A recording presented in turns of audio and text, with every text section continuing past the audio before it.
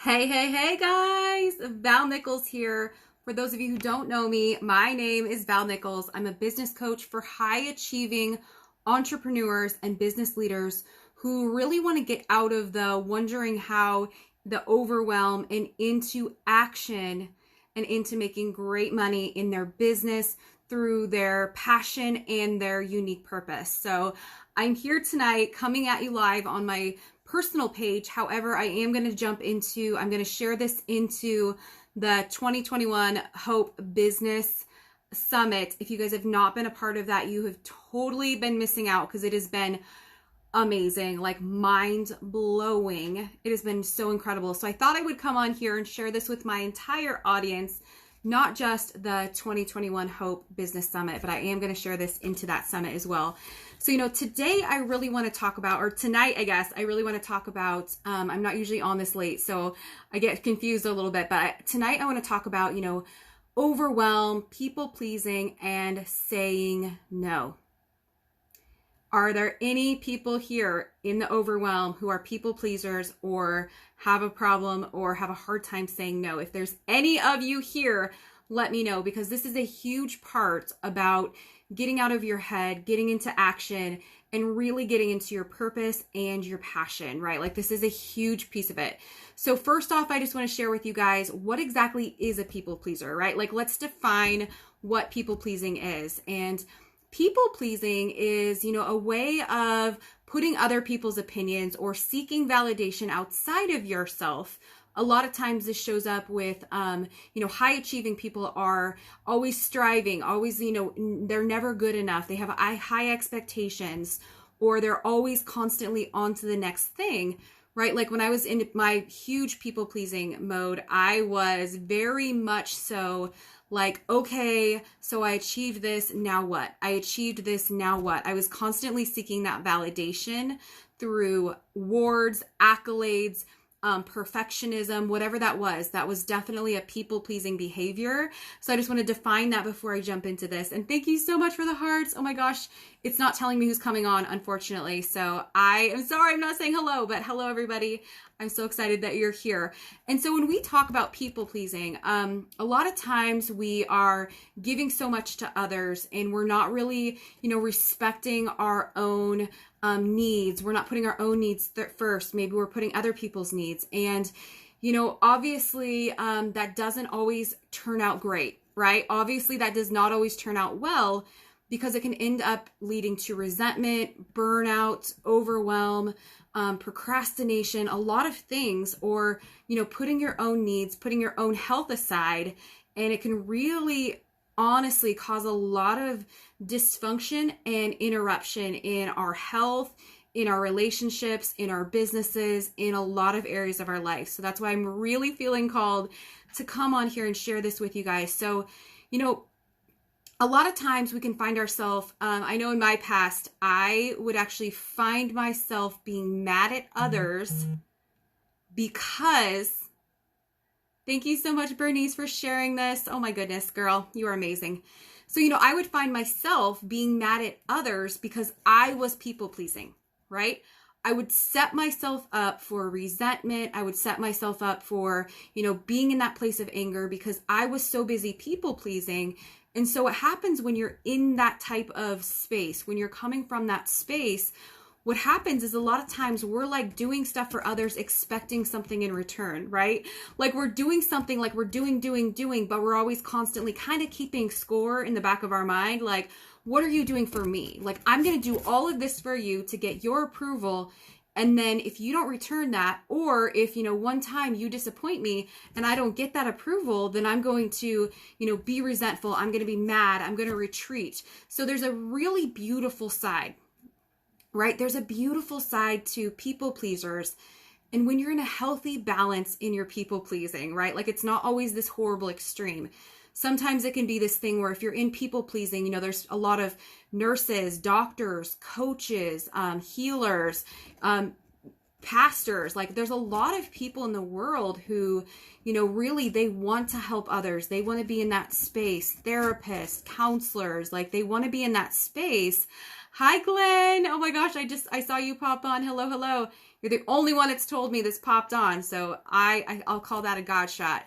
So, like when we're in a healthy space in people pleasing, it can be a good thing, right? Like if we want to help others, we want to serve. If you're a parent, maybe, wanting to serve your children. If you're a pastor, wanting to serve the people that you are, you're in charge of, or a doctor, a nurse, like this is a healthy place for people pleasing.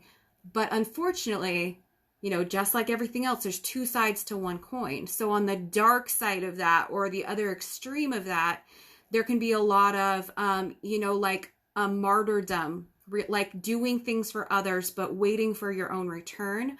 Or like I said earlier, kind of silently keeping score, waiting for that person to, meet your expectations, or, like saying yes to all the things, right? This was a huge, huge default of mine. Like this was a big character defect that I used to have.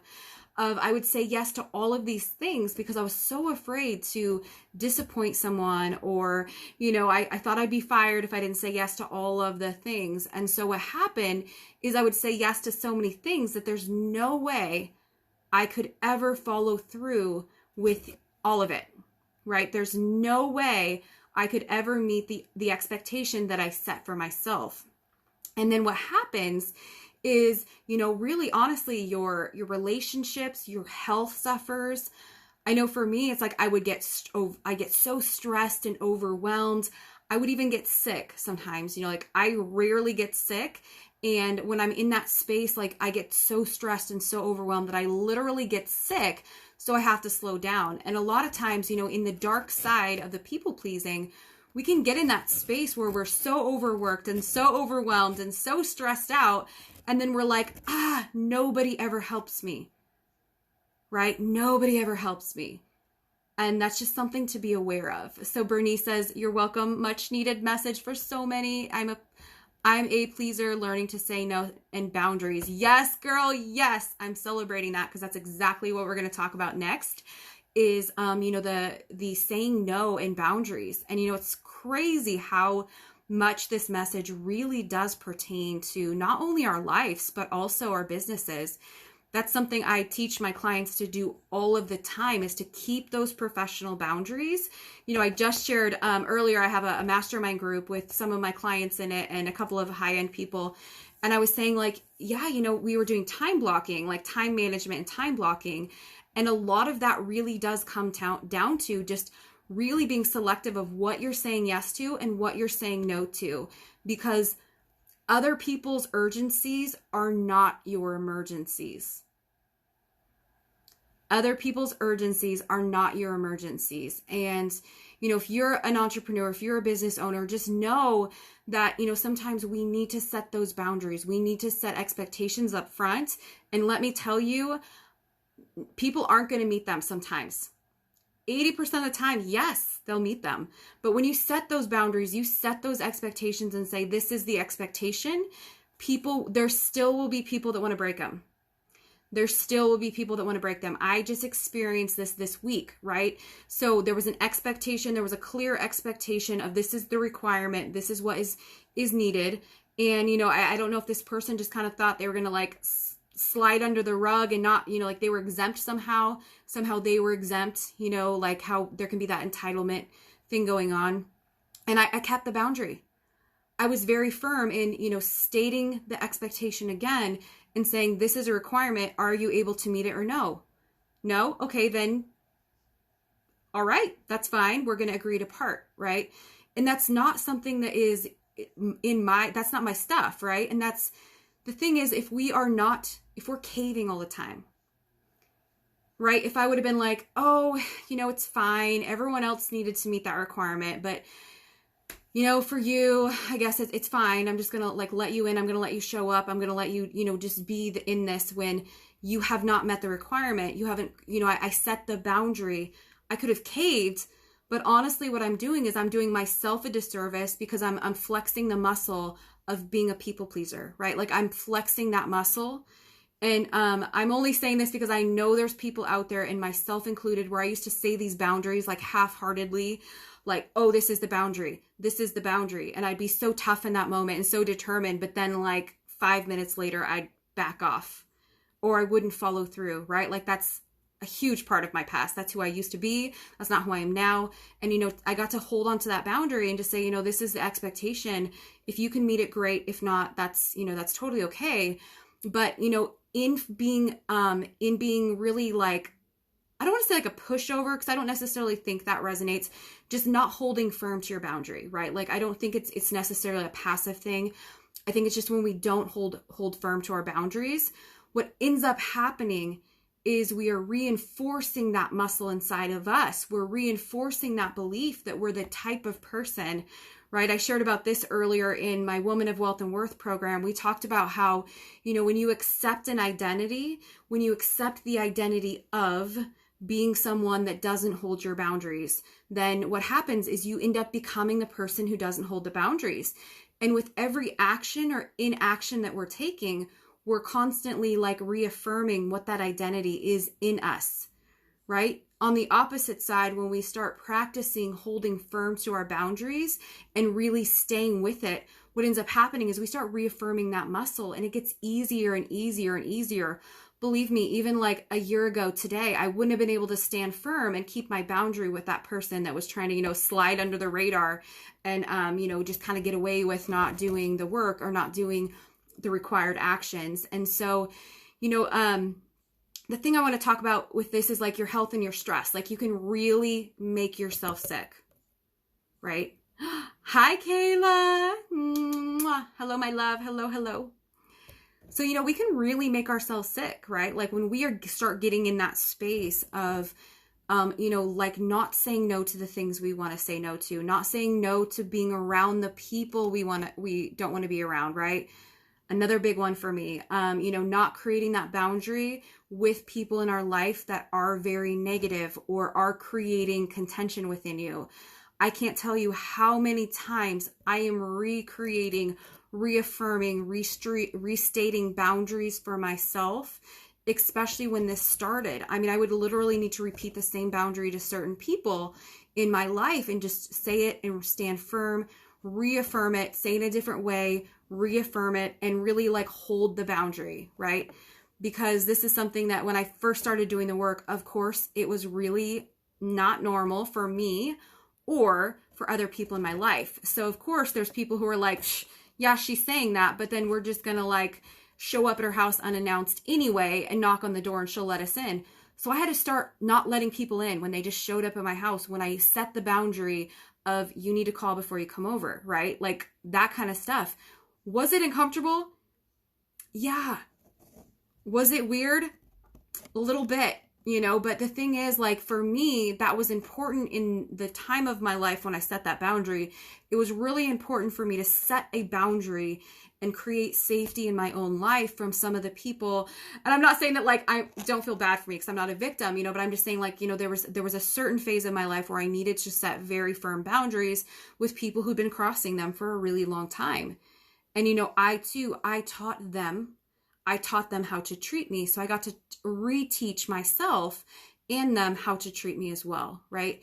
So when I have 3 tips for you guys for, if you find yourself in that place, if you're recognizing within you that you are a people pleaser, learning to say no, or if you are, recognizing some of that, like, it can show up in some kind of tricky ways, like saying yes to a lot of things, like not saying, if your boss is always putting stuff on you or asking you to do extra tasks that you are not paid to do. Another big one for me in my past. I would say no to the management position, and then they'd start giving me manager. So I was pretty much a manager without the pay because I told them no. And so then they started putting tasks and duties, and I would always say yes. So what ends up happening is they were trained to know that if I go to Val and ask her, she's going to just do it, right? She's just going to do it.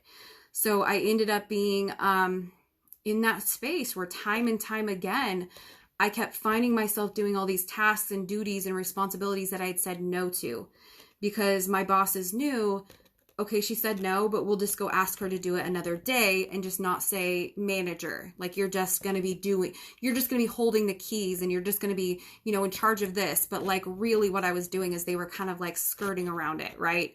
And, this is how easy it can be. This is how easy it can be if you're constantly saying yes to so many things and you're putting off your self-care, if you're saying yes to everyone else or urgencies, this can happen with entrepreneurs. I see it all the time where they're like, oh my gosh, but I have to be on social media 1,000 times a day and I have to respond to every message and every comment and all those things. And I'm like, says who?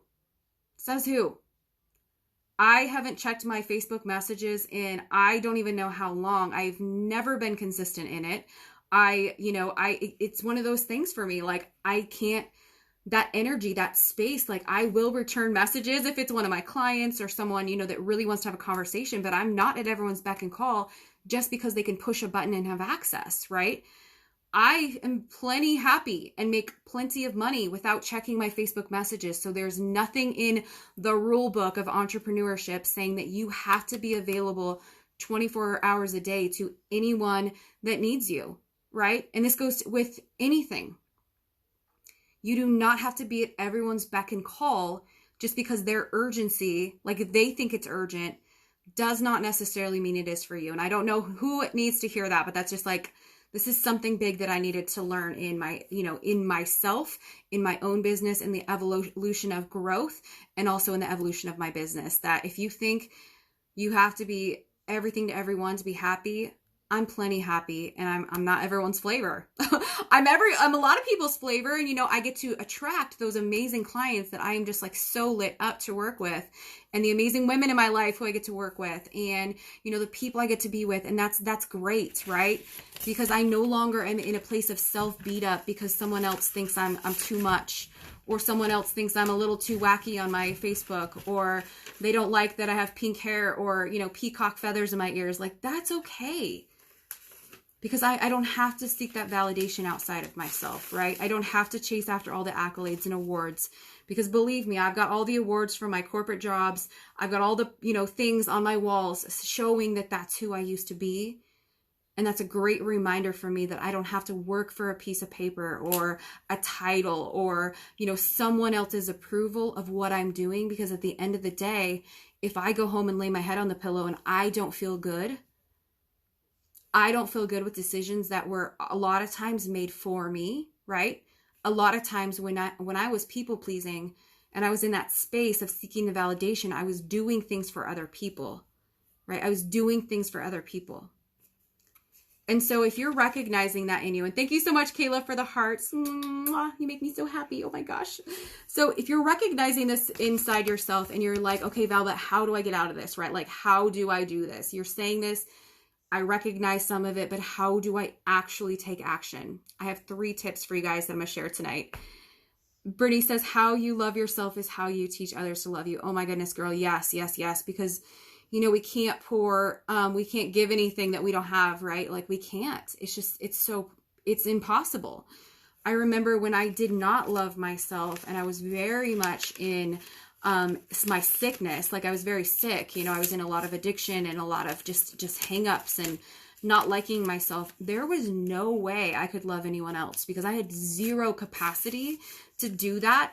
I had zero capacity to respect myself. I had zero capacity to keep boundaries. So I also, walked over other people's boundaries because we can't give something we don't have.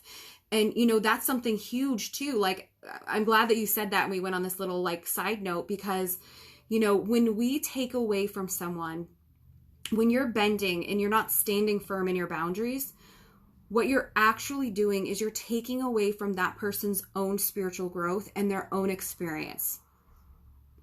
Right? So if you're constantly bending your boundaries and you're not standing firm in it, and you're creating a boundary and that person knows all they need to do is push or, put a little more pressure on, or, they know you're going to curve, or if you do end up bending your boundaries, then what happens is you're taking away from their growth and their experience, right? Because they may have a lesson to learn. And I'm going to tell you guys, when you start setting boundaries and really standing firm in that, some of the people who are used to you acting a certain way, I call it your contract, right? Like, between each and every single person, there's a contract. So with my husband and I, he has a way that he kind of expects and is used to me being. I have a way that I expect and he's used to being.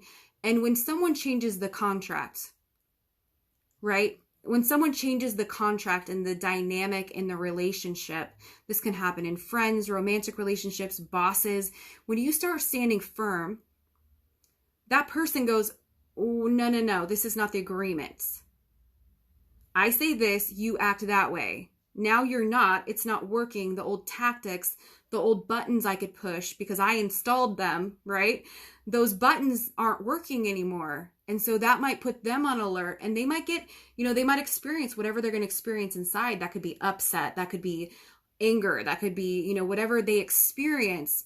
But really, honestly, at the end of the day, when you're not standing firm in your boundaries, you are taking away from that person's experience of what they need to learn too, what they need to learn and grow. Because let me tell you, it's in the boundaries that in my life, when I was acting that way, when I was in that behavior in, the old times, and even today, when I don't respect a boundary, like when maybe I misstep something, or, I keep thinking about like when I used to like not show up to things, or I wouldn't call if I was going to be late. Like I definitely, I learned my lesson in that.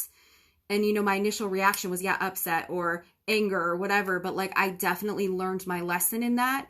And I had some amazing women in my life who held me to boundaries where I learned how to show up on time. I learned how to follow through with what I say I'm going to do, which is like 10 years ago. Yeah, good luck, right? Good luck getting me to follow through on anything. But, today, because I've put into practice these 3 things, like I have literally, like it's a huge game changer. It's a huge life changer. Kayla says, holy moly, this is so huge. I'm learning more and more every day. I'm going through this with my son. Oh, Kayla. Oh my gosh. I love it. I love it. Love it. I mean, I don't love it, but you know what I mean. You know what I mean. I know you're not going to take that personal. That I love that we're speaking to something that you're going through in real time. I mean, like, how often does that happen with you and me? All of the time, right? And I know I am not a parent, as you guys know that, but like, I know with kids, I mean, it can be so hard because sometimes you just want to cease fighting, right? Like you just don't want to fight. You don't want to be in that conversation anymore. So you might just kind of like be like, just, do it. Just do what you want, right? Like do whatever to get them off your case or whatever. And that could be, in any relationship really. But, really what you're doing is you're proving to yourself, you're the type of person that's going to stand firm. And maybe you start out with just little tiny boundaries that you're creating, and, maybe that's it, but, take that action and go through with it. So the 3 tips I want to share with you guys tonight is, number 1, learn how to say no. And let me tell you, no is a complete sentence, right? I know a lot of times when you're coming off of that people-pleasing behavior, a lot of times you want to explain yourself, right? Like you want to explain why, or come up with a big reason or excuse or whatever. But a lot of times just no is a complete answer, right? Like I know that sometimes, I've said no more in my life now. Like I say no in my business more than I ever have. Yeah, I swear. Like I say no to more opportunities, more things that come my way, because in the thing that when you say no, everything you say no to, you're actually saying yes to your bigger vision, right? That's why I talked about this is a huge part of, really stepping out of overwhelm and being in your head and wondering how, and stepping into your true purpose and vision is saying no. Because when you say no to the things that really don't align, right? And we all kind of know that. You might need to learn how to trust it. But like there's that feeling when something's not really right or not in alignment. Maybe it's hanging out with the people you don't want to hang out with because they drain your energy. Or, maybe it's you're saying yes to everything else, every invite that you get in a social invitation, every invite you have on a podcast interview or whatever it is, even though your calendar is so jam-packed that you're going to have to arrange things and not have time to eat lunch or take care of yourself, whatever that is. Sometimes when we're saying no, that's a very powerful, like, no, I'm not available. Period. I say that a lot, like, no, I'm not available. And I don't need to explain. I don't need to go into it. I don't need to say that. A lot of times I'll even say, no, people they're on to me. But like a lot of times I just say, that's against my policy. Because in my business, if that's against my policy, I'm just going to stick to that, right? Like that's against my policy. I'm the policy maker. So I get to decide what that is for me and my business. But like, if it's against my policy, it's against my policy. And a lot of people they won't even argue that. If I just say that's against my policy, they're like, oh gosh, yeah, no worries, and they don't even question that, right? So it's a very powerful statement. Just saying, no, that's not what we do. That's not how we operate. And then when that person asks you again in another way, because they will, just say, no, I'm not available for that. Perfect, right? Like it's so easy, but it's so hard to do sometimes. And so, start saying yes. Stop saying yes to the people, the places, all the things, all the urgencies, all the everything. And really slow down and be like, is this in alignment? Is this not? Is this in alignment? Is this not? Another thing I'll do, which I know someone on here knows that I talk about this quite a bit, but, sometimes when I'm faced with that, like that immediate thing where someone's like, can you do this? And I'm a very excitable person. So sometimes I just want to say, yes, oh my gosh, yes, let's do it, la, la, la. So what I've learned to do, which a very amazing mentor of mine taught me several years ago, is to just say, hey, can I have 24 hours? Can I get back to you?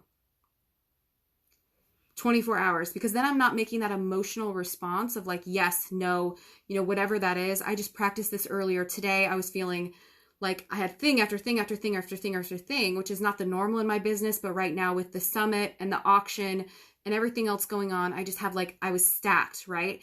And someone texted me that seemed like they needed a response. And I just said, hey, here's the situation. I'm really slammed this week. Can I look at my calendar and I'll get back to you at 4? And I did. And it was no big deal, right? We found a time to meet and it was fine. But, sometimes something so simple like that of just like, can I get back to you? Can I, have 24 hours? Can I look at my calendar? Can I talk to my husband? Can I, whatever that is, like, just make sure, that if you do recognize that you're always saying yes to things, just give it a 24-hour period, because then you're going to have you'll be able to check in and find out, like, is this really something that aligns? Or am I just getting excited because it sounds fun, right? Like, does it just sound like another fun thing to do? Number 2 is learn how to honor your boundaries. I say learn in a very literal sense, right? Some of us did not grow up knowing what boundaries were. Let me repeat for you in the back row. Some of us did not learn how to create boundaries and hold boundaries. I literally don't think I knew what a boundary was until I was like 30 years old. And I was reading this book, something Boundaries by like Dr. Cloud or Dr. Henry Cloud or, Townsend. I can't remember who wrote it, but I was like, what is a boundary? What does that mean? And what does that actually look like? Right? So if you are unclear, like, you're not alone in this. I literally didn't know until I was like 30 years old what a boundary was, right? So learn to honor. And I'm saying learn because you'll have a slip. You might make a mistake. You might say, oh my gosh, I told myself I was not going to like let my kid eat ice cream every single night. And then Thursday night came and there was homework and Zoom calls and all these things. And I was just so exhausted that I was like, eat ice cream. I don't care. So just know that that's okay, but learn. When we're learning, there's grace, there's space for making error. So when you're learning, learn to honor your boundaries. And this means that, you don't have to respond to every single message that pops up. You don't have to, be at everyone's beck and call or say yes to everything, especially if you're feeling pressured in the moment. If you know that you're that type of person, know that you need to walk away and maybe not have the influence of other people, right? Oh, my husband's calling me. My husband was calling me and I just like had to get off the phone. I had to like exit off.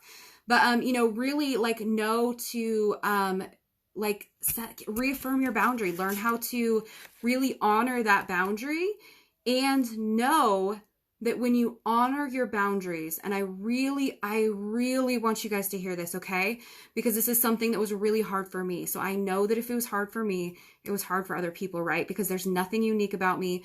I'm just a regular girl from Oregon. And, this is a collective thing that we go through sometimes. And so when you say no, again, I want to reaffirm that when you say no, You are not responsible for other people's feelings about it. You're not responsible for other people's feelings, because what will happen is, people will go through what they need to go through, and there's always a lesson in that. There's always a lesson they need to learn, and you don't know, you don't want to take away from their spiritual experience and their, true authentic lesson that they need to learn too in that. Maybe you need to relearn to be in a relationship with someone. I know this has happened for me when I had friends that would kind of push me around, or I felt like I was walking on eggshells because there was always this, I'm thinking of one friend in particular that I used to have that I never really knew where we stood, right? Sometimes I'd feel like we were in a fight, but I didn't know it, I would say something and I wouldn't know that we were that there was anything wrong. And so I always kind of felt like I was walking on eggshells, right? And so when I started creating boundaries, that person was very upset with me.